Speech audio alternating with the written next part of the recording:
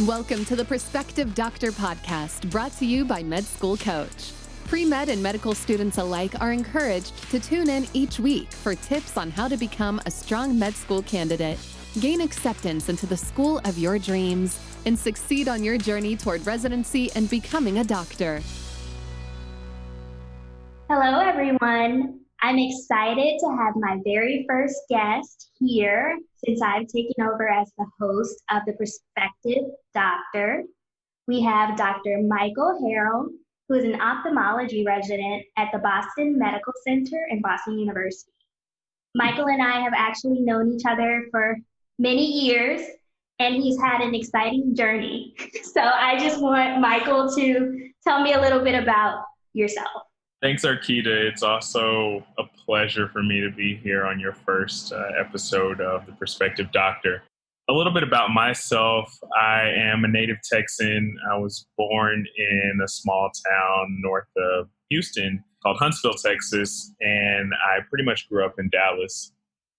I went to the Science and Engineering Magnet High School in Dallas after going to some of the other non-magnet schools in the Oak Cliff area. I went on to Morehouse College for undergrad, got a degree in biology from there, and then via the early medical school selection program at Boston University School of Medicine, which Dr. DeRowan also did, and where we met, I was able to complete my MD from BUSM. From there, I went on to do an internship in general surgery at University of Massachusetts in Worcester, Massachusetts. While in medical school, I was able to obtain a scholarship from the United States Navy through the Health Profession Scholarship Program, became a commissioned officer in the Navy with plans to serve as a naval physician once I finished medical school. So I did that. After my internship, I went on to active duty in the Navy. I served for 4 years as a general medical officer, doing a variety of things, including a deployment to Europe. That was a really good experience, and if there are questions about that, I can also talk about that. After doing my repayment to the Navy, I knew that it was time to get back to training, so I left active duty and planned my next steps, which was always to do ophthalmology training. So I applied in the match for civilian ophthalmology positions, and I ended up matching back at Boston University, which is the place that made me. So I'm happy here in Boston again, learning and training with some of the best ophthalmologists and brightest minds in our field. I'm single, no kids. All my family's, for the most part, in Texas. My plan is to end up back in Texas at some point. Awesome. It seems like you've had quite a journey going from Texas to serving in Europe and then right back to Boston. So it's kind of come back full circle. So it'll be very interesting if you end up in Texas after this. I hope it's that interesting because I certainly want to. I've been away from home for a long time at this point, and I miss my family. Can you tell me what made you choose ophthalmology? I think in most medical school curricula, ophthalmology is one of those surgical subspecialties that isn't really discussed much outside of the neuroscience conversation about visual pathways and kind of the deep science. No one really gets much of an exposure to the field of ophthalmology unless they really know about it ahead of time and seek it out. So while I was in the early medical school selection program at BU, one of the summers I was assigned to a mentor, and my mentor, Dr. Edward Feinberg, who is a chair emeritus of our department at BMC, as well as retired vitreoretinal surgeon, he exposed me to ophthalmology as I know it today, really. And this was very early in my medical school career. So I just really fell in love with the disease processes. They're just so interesting to me. There's so much variety in the day. There's so much variety in the way that we can all practice you take 3 ophthalmologists and ask them what they do and how their days look, you will get 3 different answers, which is really cool. When I get tired of being in clinic all day, seeing patients, I can run away to the operating room and have a day full of surgery. And generally, our surgical procedures are relatively short, not as long as other surgical specialties, but in a lot of ways, we get so much instant gratification. When you take out a cataract and give someone a new intraocular lens implant, and then they wake up from the anesthesia and the next day, their vision's close to 2020 or 2020, there's no greater feeling than the patient just thanking you for changing the way or even restoring the way they interact with the world through their vision. So ophthalmology is awesome. The lifestyle is also great, which a lot of people may not talk about as much, but there isn't a lot of emergency. There isn't a lot of call as an ophthalmology attending for the most part. The pay is on the higher side. And I believe our profession has very high satisfaction ratings consistently. That's amazing. It seems like it's such a gratifying experience to have that instant fix to a patient's needs. And it's also quite wonderful that you were able to be exposed to such a great mentor such early on in your career. Yeah, one patient I had, right now I'm doing a rotation that's 12 weeks long at Boston Children's Hospital, and this is where we get the majority of our pediatric ophthalmology experience. And mind you, Boston Children's Hospital is arguably one of the best children's hospitals in the world. So I'm learning from world leaders and experts, people who literally wrote the books and developed surgical techniques that people across the country and the world use. We had a patient after doing strabismus surgery. This was a young teenager who had had double vision for most of his life. We did eye muscle surgery and he woke up in the PACU and we were checking his vision and checking his alignment because we did an adjustable procedure where we could actually do more adjustments on his eye muscles in the PACU if he wasn't as aligned as we wanted him to be. And he was so overjoyed that this was the first time that he could remember that he wasn't seeing double. I almost cried. Like, this is why we do this. Like, it was the perfect example of so many days that you can have in ophthalmology, just really restoring or improving the way that people interact with the world that a lot of us may take for granted on a day-to-day basis. Ophthalmology is a pretty competitive specialty. How would you suggest that a student apply themselves on rotations if they had an interest in ophthalmology? Are we talking about ophthalmology electives or are we talking about other clerkships? I think the entire experience through the medical school curriculum.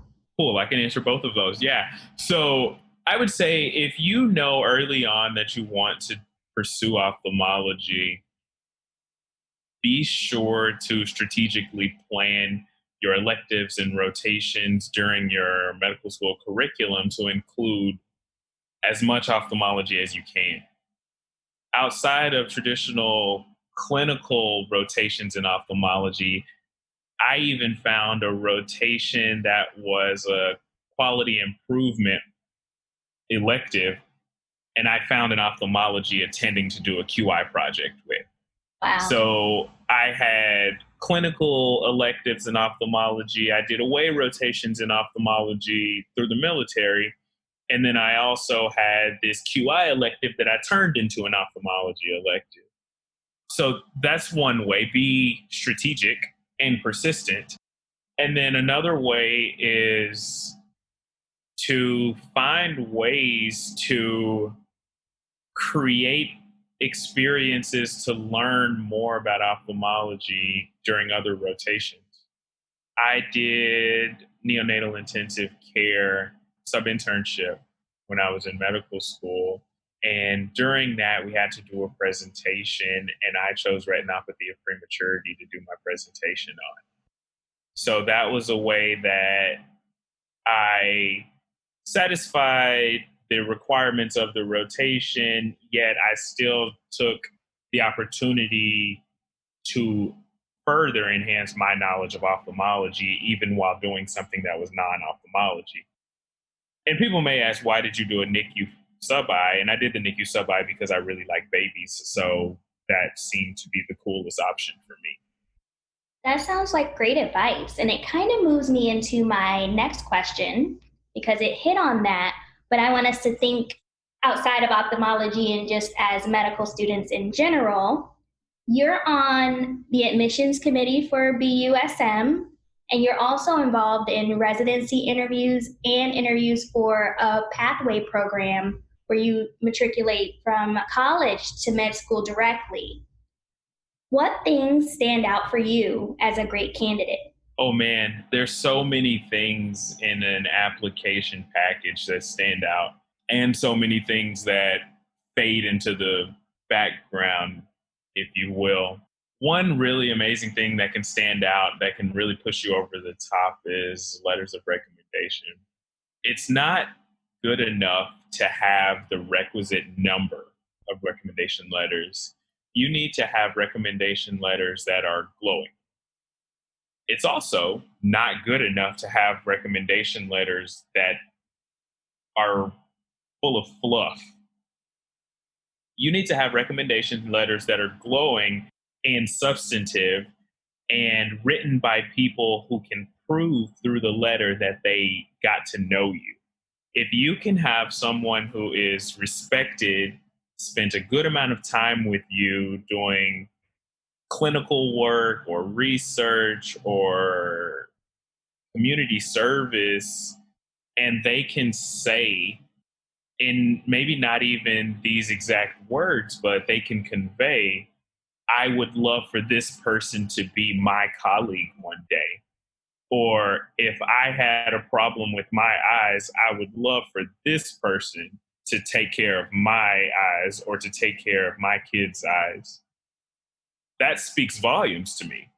Another part of the application that stands out to me is things that you did outside of traditional medical school work. If you were able to excel as a medical student and commit your time and energy to community service or servant leadership experiences that were meaningful to you, and that is really important, meaningful to you, then that tells me that you're going to do more with your life than just be a resident, just be a medical student, just be a practicing physician. There are so many more pulls on all of our lives, all of our time. There isn't much time in your professional career where you're going to just be a doctor. People are going to expect you to take an active role in the leadership of your department, or to mentor students, or to do research, or to run a research program, or to take a leadership position in your professional society or professional organization. You may be called on to be a leader in your church or in your community. So there's never going to really be the time when you can just learn how to juggle all of these things. So you need to start practicing that early. And why not practice that as a medical student? You have much more protected time at that point. Absolutely. And I loved what you said about making sure that it's something that's meaningful to you. A lot of people look into different organizations, whether or not they're student interest groups or volunteering in a nursing home if you want to be a geriatrician or something like that. But it's okay to want to dance or to host a podcast or to do something outside of medicine. As long as you're passionate and you can explain why you want to take leadership in that, it's okay. And that is the key, being able to explain to other people in a way that lets them know that you are actually passionate about it. That makes me think about people who do research for the sake of doing research. Yes, you have 10 publications. Yeah, that's awesome. That means you did a lot of work to make that happen. But if when you're talking to me about the research that you've done or the paper that you're the second, third, fourth, 10th author on, and your eyes don't light up and you're not glowing while you're describing this, then that makes me think that you did this just for the sake of this application and not because you're really interested in it. I always say one good extracurricular is better than 10 I meaningless agree. ones. And on that topic, what types of things would you advise that a student avoid? So they should avoid lying. That happens? That is one of the biggest things you should avoid. Don't make things up because you never know who you're going to be talking to in an interview. Someone's little brother or someone's cousin, someone's spouse may know people who did this or may be a part of this organization or group, and they may call you out on it and you don't have the right answers. That's going to tank that interview very quickly. So be honest, be upfront. Don't gloss over things that are less than favorable in your application. If there's something that is not good, something that you think is going to detract from people wanting you, then I would address it up front, describe the circumstances, how it happened, why it happened, and then what you learned from it, how you've grown and changed after having said experience. And that lets people know that you are mature or at least have matured since that thing happened to you, that you know how to recover from adversity because adversity will come, believe me. And these are like very mature and adult lessons to learn. And it's awesome if you've already had to experience them and learn from them. Other things to avoid are doing things that I mentioned a minute ago, doing things just for the sake of doing them, having fillers and fluff. Those sound like good things. And I think Yeah, I think those are enough. those are things that are very prominent. Like if you write something on your application, make sure that it's correct and true and that you can also regurgitate what you've written. If you have a blemish, you're going to expect to be asked about that blemish and you should have a valid explanation. Like you said, adversity will come to everyone. We're human beings. People make mistakes. People have things happen to them. Life happens. So it's not going to put you out of the game if you have a blemish, but be able to explain it. Oh, I guess another thing to avoid being unprepared. Because if you don't plan to succeed, then you won't. You will fail. Speaking of a different time and applications and things like that, we're living in 2020, the land of COVID. I would suspect that applications are being evaluated differently because of the times that we're in with the virtual learning and the lack of being able to fly in person to interviews. Do you know if students who were unable to get shadowing or volunteering hours during COVID or take certain courses that they had planned to take or away rotations will be evaluated differently in this run? And I understand if you don't yet because the season is fresh. Yeah, I think, like you said, these are uncharted waters. This experience is new for everybody involved. It's not just new for the applicants, it's new for the interviewers too. It's new for the admissions departments, the residency programs. It's new for everyone. So we're all having to rethink the way that we traditionally evaluate or assess applicants. But at the same time, applicants also need to show some ingenuity and creativity to try to get some of the things that they planned or wanted to do accomplished in different ways. I heard an idea yesterday while I was on a Zoom webinar about how to be a successful applicant for ophthalmology residency. And this idea, it kind of stuck with me because it was quite innovative and it was a really good idea. So this was a senior attending ophthalmologist saying he did a virtual research project with a student that took them probably a few weeks. So there are ways to get substantive research, ways to get substantive and meaningful shadowing experience in the specialties that you're interested in or in other specialties, really. There are projects that still need to be done that don't require being in person. Phone calls, Zoom meetings, participating in telehealth visits with the attendings. These are all ways to get FaceTime and to really develop the relationship with attendings outside of the traditional clinic setting. So, yes, I believe applications are going to be evaluated differently. How that's going to really look is kind of yet to be decided, and it's probably going to look differently for every individual interviewer. But all is not lost. There are so many other ways to skin this cat, but it's going to take some creativity. And it's also a reminder that all the applicants are in the same boat. Absolutely. We're all in this together. It's a process and we're learning from it and we're adjusting to it. So I think that that's great to point out. Like, you're not the only one who has to go through this process this year. There are so many changes coming down the pike that are going to really rock this interviewing and application process.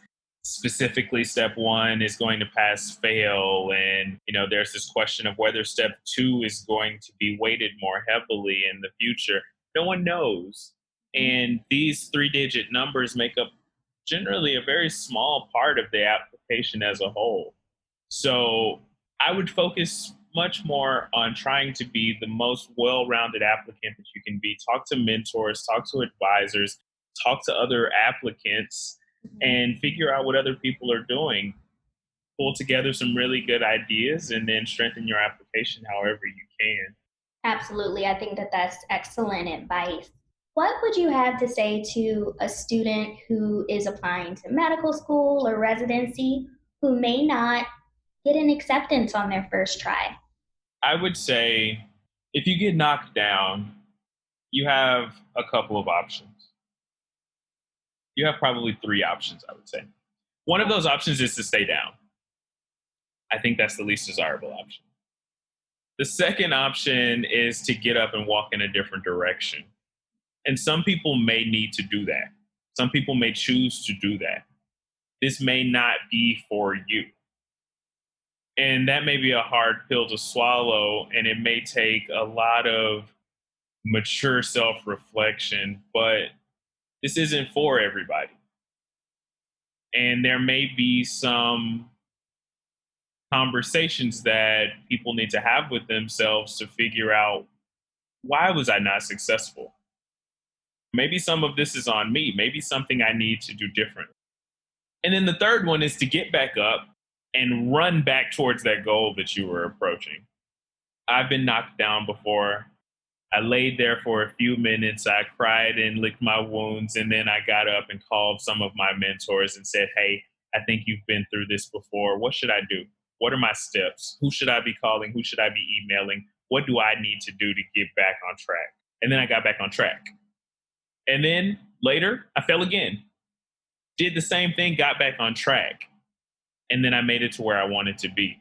So it's going to happen unless you are the luckiest, most prepared person in the world. You are going to experience some setback, whether it's small or large, catastrophic or minuscule, immaterial. You're going to experience a setback, and you got to really figure out what you want to do and how you want to recover from that. The most successful of us are the ones who recover quickly. I love how you broke that down into the 3 avenues that you have to make a logical choice and decide to go forward with. And the other thing that I love, as you and I and our friend circle have kind of coined, using our mentors, like using our resources. We call it our personal board of directors, where you have people that you trust that are in it for your best interest. So you should realize when you fall down, you shouldn't suffer in silence. So talk to your friends, talk to people you know in your class who've gone through similar things. Talk to your family. If you have family that doesn't understand medicine, there is someone who does. Or even talk to us here on this show. I think in the future we may allow for some question and answer sessions or listener letters or something. But if we don't know the answer or your friends don't know the answer, someone will find someone who does because no one has ever experienced things alone. I think that's great advice. I would also say that it's probably understated how much good advice you can gain from someone who's outside of medicine. People who are outside of this world that you're in may have a fresh take, be able to give you this wonderfully simplistic perspective that you never even thought about this, super complex, convoluted problem with multiple layers. And they'll just drill down to the center of it and say, well, why don't you do this? Or why didn't you prepare this way? Absolutely. And that simple approach can be life changing for you. Yes. So don't be afraid to call and talk to your mom who may not be in medicine and have her give you one of those, pep talks from your childhood. It's okay. That is all right. And those people should be on your personal board. I know I talk to my mom multiple times a day, and she's not in medicine, but she gives very great advice. So I would definitely use your resources. Absolutely. Another thing, as we talked a lot about activities earlier, you're quite involved in the Student National Medical Association and the National Medical Association. Can you tell us about that journey and how it's impacted you as a physician? Sure.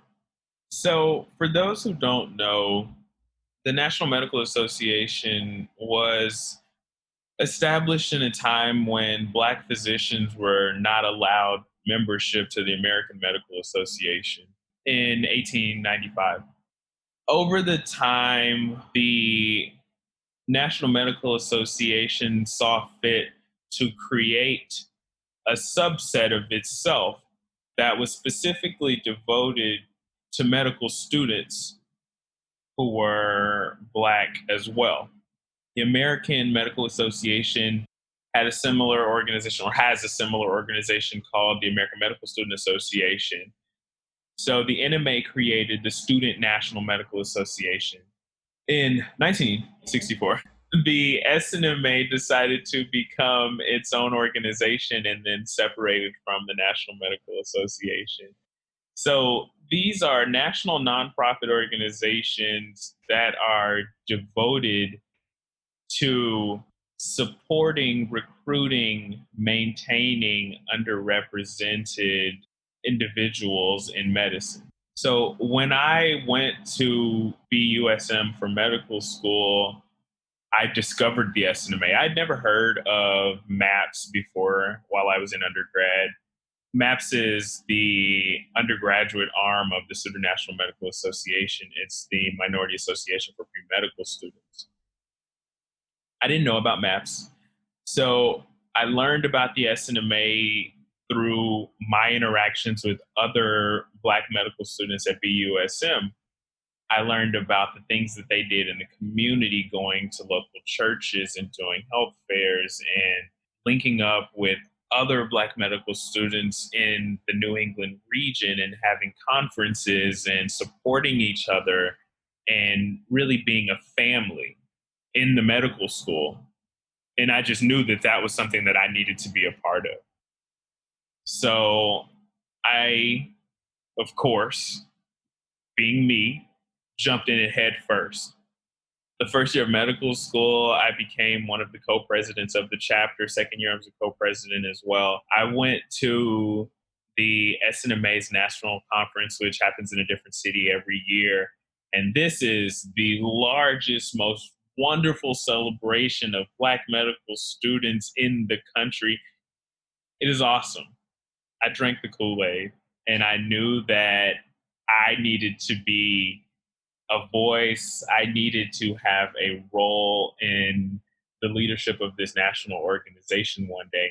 So I came back to school after that first conference I went to in Chicago.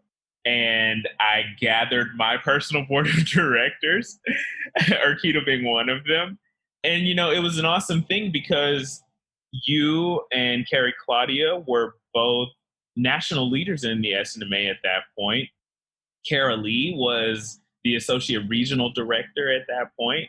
So I talked to all three of you about what I needed to do to get to where I thought I wanted to be in SNMA leadership over my years in medical school. And then Brittany and I, my Spelman sister, we sat down and we charted a plan for how I was going to strategically get to the role that I wanted. And I thought at that point I wanted to be national vice president by the time I was a fourth year. That changed. But we decided which jobs I wanted to do each year that would help me get the requisite knowledge and experience that I needed to become the national vice president by the time I was a fourth year. So over those years, that turned into me being a regional director, me being on the National Internal Affairs Committee, me being one of the co-chairs of the Internal Affairs Committee, me being the national parliamentarian. And I loved the SNMA so much. I loved the leadership of the SNMA so much that once I graduated from medical school, I didn't leave the SNMA. I was already a life member of the SNMA. I decided to stick around and join the Strategic Planning Council for the SNMA and did a 3-year stint on the SPC. And I was the Chief Planning Council member my third year. But being a part of this organization really opened my eyes to some really cool opportunities and things about myself that I didn't know. Like, I love organizational governance. I love strategic planning. I love running nonprofits. Like, that was cool. I love corporate development and fundraising. I love being on a board of directors or a board of trustees. All of these things I would have never learned if I hadn't jumped into the SNMA and taken the time and energy to do something outside of just medical school. So that blossomed into me deciding to step into the National Medical Association as well. At this point, I'm less involved in the leadership of the SNMA. I still mentor in the SNMA. I'm actually participating in an SNMA webinar panel discussion next week about how to get into ophthalmology. But that led me to finding something that I cared about within the NMA, jumping into that. And now I'm the postgraduate trustee on the board of trustees. I'm the postgraduate section chairperson. So our section is the place, the home for the young physician in the NMA. The postgraduate section is for residents, fellows, and attendings who are within the first 5 years of their practice. We do networking events, we do webinars, we do partnerships with other organizations that can specifically help and support and train and mentor young doctors. So I'm in my second year of my 2-year term. It's been awesome to be on this national board of trustees, running this national organization that does advocacy and lobbying and writes policy statements and national media press and national convention planning and all kinds of things, international mission trips. We do so much and represent the voices of thousands of Black physicians in the country. And, without my very early exposure to the SNMA, I wouldn't be here doing this work. So I recommend that even if you don't join an organization like the SNMA or the NMA, you find something that you're passionate about, something that's going to help keep you rooted, grounded, and devote some of your time and energy to it, because it is only going to make you a better person, a better friend, a better family member, a better physician, a better advocate for your patients. I think that no one else could have described the National Medical Association and the Student National Medical Association better than you did right there. And you ended it with quite a pearl. So I am so appreciative of you sharing your knowledge with all of our pre-med and medical students. It's been a joy to hear about your journey from starting out in Texas to going to the Navy to going back to cold Boston to learn a lot in ophthalmology and to see just how much you're dedicated to serving the community as well. Because like you mentioned earlier, it's one thing to be a doctor, but you can utilize those skills in all aspects of life and give back to others. Indeed. So on that note, I think we will end here. And I just want to thank you so much for being my very first guest. And I guess you could say goodbye to the guys. Well, I just want to say you're welcome, and I appreciate you for allowing me to share my story and to hopefully be some level of inspiration or motivation to anybody out there who thinks they can't do it. Yes, ophthalmology is very difficult to get into. However, it can be done. All you need is one person to say yes, one program to match you. That's really all you need. Don't take no for an answer. Don't give up. Just be prepared. I'm out there. I'm on Facebook. I'm on Instagram. I'm around. If anybody has questions, thoughts, needs to be paired with a mentor maybe, or, whatever anybody needs, I am so available to help. I'm busy. I'm exhausted. I'm a resident, but I will find the time to help anybody who needs my help. Thank you for allowing me to use your platform as well to get this message out. We will link Dr. Harrell's information in our show notes when the show posts, so you'll be able to see if you want to reach out to him. Each episode of the Prospective Doctor podcast is brought to you by Med School Coach. To access articles, videos, webinars, and free tools to help you succeed on your journey toward med school and beyond, visit our website, prospectivedoctor.com. We hope you tune in again next time.